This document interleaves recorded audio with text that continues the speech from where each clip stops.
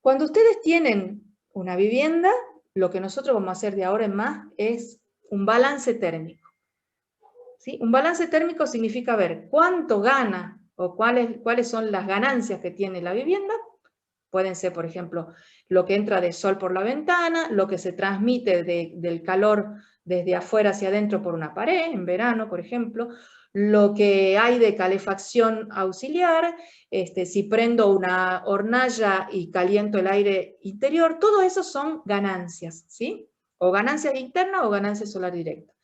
Y lo que pierde el edificio es todo lo que se transfiere hacia afuera por la envolvente, lo que se pierde por el vidriado, lo que se pierde por el techo, por el piso, o lo que se pierde por la misma renovaciones de aire, ¿sí? El aire que entra por las ventanas, o cuando yo abro la puerta, o lo que ventilo, todas esas son también pérdidas de calor. Entonces, en el edificio hay un balance que se cumple siempre, y es lo que se gana es igual a lo que se pierde, ¿sí?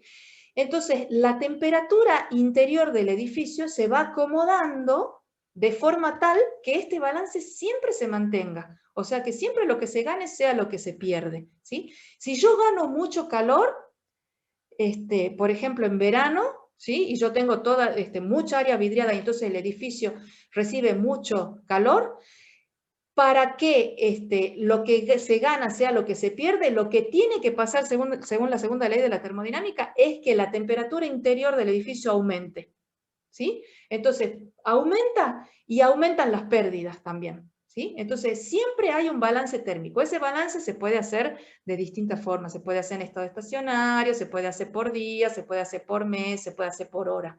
De acuerdo a cómo yo lo haga, va a ser la complejidad del modelo que nosotros vayamos a utilizar. Y nosotros en este curso vamos a aprender a utilizar el balance horario, ¿sí? O sea, vamos a poder predecir qué va a pasar hora por hora dentro del edificio. Entonces, acá hay un dibujo de una casa, ¿sí? Y en donde están dibujados todos los lugares por los que puede ganar o perder calor la casa, ¿sí? Por ejemplo, el techo puede perder calor, por el mismo suelo puede perder calor, por los puentes térmicos, por los muros, por la ventilación, por las mismas ventanas. Si es invierno, por ejemplo, una ventana de vidrio ya van a ver que pierde un montón de calor, ¿sí? Y también gana. Entonces, esta vivienda va a tener su propio balance térmico. Lo que nosotros queremos hacer con el diseño bioclimático es que ese balance térmico sea tal que la temperatura interior me caiga dentro de la zona de confort, ¿sí? Entonces voy a regular las ganancias y las pérdidas de forma tal que las temperaturas estén, tanto en invierno como en verano, lo más cerca posible de esa zona de confort. Ya van a ver cómo lo vamos a hacer. Bueno, y entonces ahora pensemos un poquito qué es lo que pasa cuando nosotros tenemos el muro de una vivienda cualquiera. Acá yo dibujé un muro de ladrillo macizo. Hay un montón de, digamos, de efectos o de cuestiones que aparecen con una cosa tan simple como es un muro que le da el sol y que está al aire libre, ¿sí? Entonces, en primer lugar, la radiación solar incide sobre la superficie del muro y de acuerdo a cuál sea el color del muro, se va a absorber más o menos. Si es más oscuro, se va a absorber más. Si es más claro, se va a absorber menos y se va a reflejar más. Pero de todas maneras, un porcentaje se va a absorber y va a calentar la superficie del muro que da hacia el exterior, ¿sí? Producto de ese calentamiento, lo que va a pasar es que parte de ese calor se va a conducir hacia adentro de la vivienda. Eso es una transferencia de calor conductiva, ¿sí?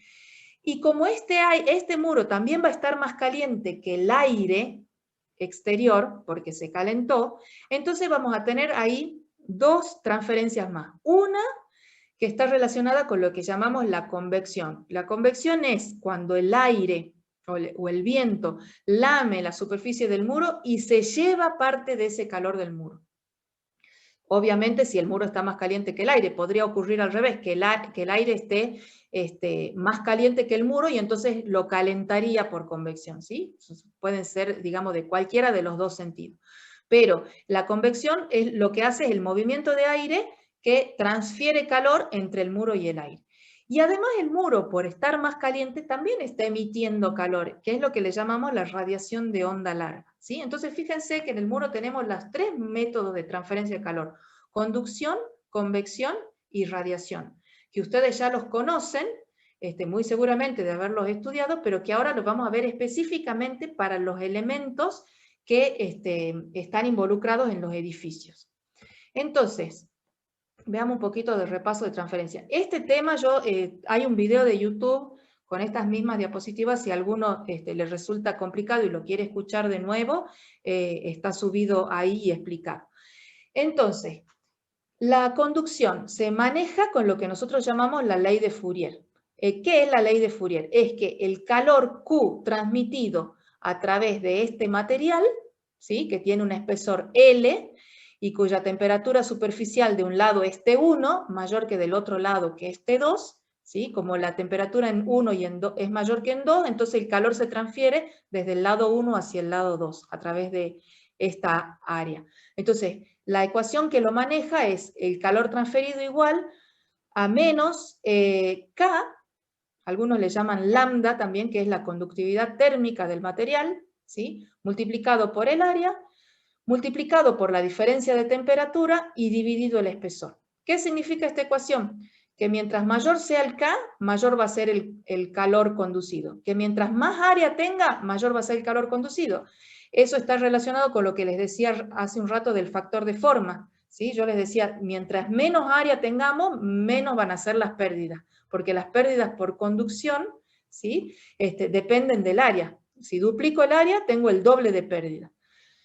Si aumento la diferencia de temperatura entre dentro y afuera, entre la superficie interior y exterior, también va a aumentar el Q. Y si disminuyo el espesor, o sea, si lo hago más pequeño, más finito, también va a aumentar porque es inversamente proporcional al espesor. Esto se llama ley de Fourier.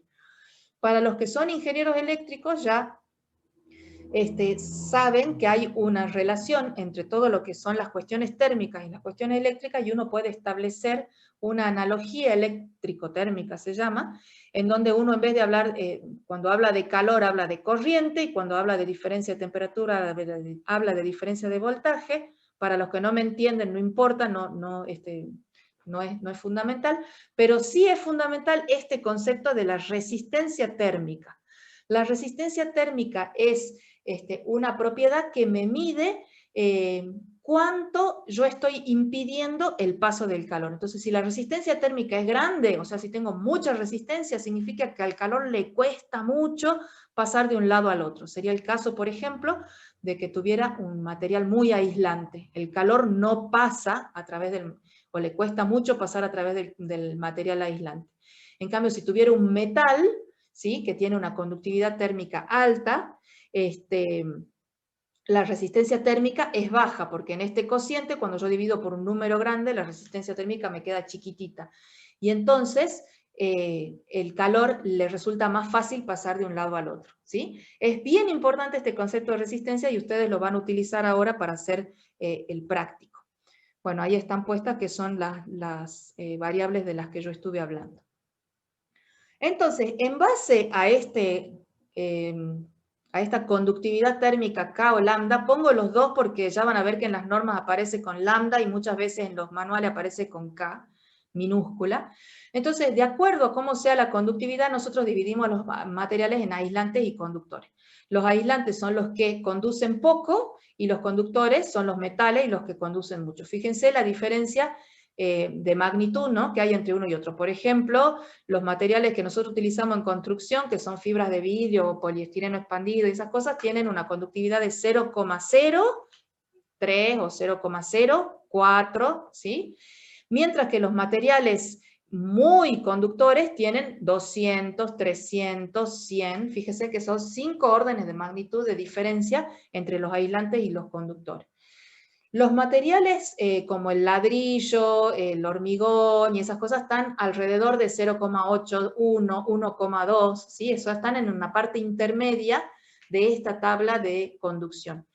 Esta tabla también nos explica por qué es tan importante que nosotros aislemos los puentes térmicos. Los puentes térmicos son los lugares en donde pasa muy fácilmente el calor, por ejemplo en las losas o en los encuentros de las losas, que es donde están también digamos, los materiales metal, el hierro y esas cosas. Entonces, ¿por qué? Porque conduce o sea, ¿cuánto es 10 a la 4? 10.000 veces o 100.000 veces más ese material metálico que donde tenemos poliestireno expandido, ¿sí? Entonces, por más que el área de conducción del metal sea chiquitita, lo mismo, como es tan conductor, pierde mucho calor por ahí. Entonces, por eso es tan importante aislar bien los puentes térmicos. Bueno, entonces hagamos un ejemplo, estos van a ser parecidos a los ejemplos que ustedes tengan en el práctico, de cuál es la cantidad de calor que se conduce de un lado al otro en un muro de ladrillo de 15 centímetros de espesor. Yo les puse ahí la conductividad de 0,91. Entonces, ¿cómo son los pasos para hacer el cálculo? Primero calculo la resistencia térmica, que se define como el espesor L sobre la conductividad, ¿sí? O sea, 15 centímetros dividido 0,91, que me da este valor de 0,16. Y después, para calcular cuánto calor se transfiere, acá yo les dejé anotada la ecuación, es menos A por delta de T ya directamente sobre R. Entonces, un metro cuadrado, un área de un metro cuadrado, con una diferencia térmica, como dice acá, supongamos que el exterior esté a 50 y el interior a 20, que son valores que aparecen normalmente cuando uno hace medidas de muros, o sea, el salto térmico es de 30 grados, ¿sí? Entonces, cuando yo hago directamente esta cuenta, me da 187.5 vatios, ¿sí? 188 vatios de pérdida que tiene este muro. En este caso no es pérdida, sino que es ganancia, porque el interior está ganando 188 vatios del exterior por cada metro cuadrado que tiene de muro, ¿sí? Esto es mucho, digamos, ustedes imagínense que en una vivienda cuántos metros cuadrados de muro tenemos y entonces cuántos vatios estamos metiendo del exterior al interior si ocurren estas condiciones de las que estamos hablando. Entonces, todos estos vatios que yo estoy metiendo, después si quiero estar confortable, lo voy a tener que sacar de alguna manera y normalmente lo que se hace es usar refrigeración. O sea que el equipo de aire acondicionado está permanentemente sacando todo el calor que está entrando por el muro, ¿sí? Entonces, ¿no sería mucho más inteligente cortar este ingreso de calor poniendo, por ejemplo, un aislante para no tener que usar tanta refrigeración? Eso sería lo más importante, ¿no? Por ejemplo, supongamos que yo le agrego a este mismo muro un 4 centímetros de aislación, poliestireno expandido, por ejemplo, ¿sí? Con esa conductividad. Entonces, si yo vuelvo a hacer el cálculo de resistencia térmica, que no lo dije, pero ahora lo explico, cuando uno tiene dos materiales, lo que se hace es calcular la resistencia del material 1, la resistencia del material 2, y después sumarlas a las dos, como está puesto acá. Fíjense que de 0.16 que nosotros teníamos antes pasamos a 1.16, ¿sí? O estamos subiendo casi por lo menos 10 veces la resistencia térmica. Y cuando hacemos el cálculo del calor que se conduce, fíjense que pasamos de los 184 a 25 vatios. Fíjense cuánta es la diferencia en el calor que estoy metiendo adentro con simplemente aislar la vivienda el muro de la vivienda, ¿sí?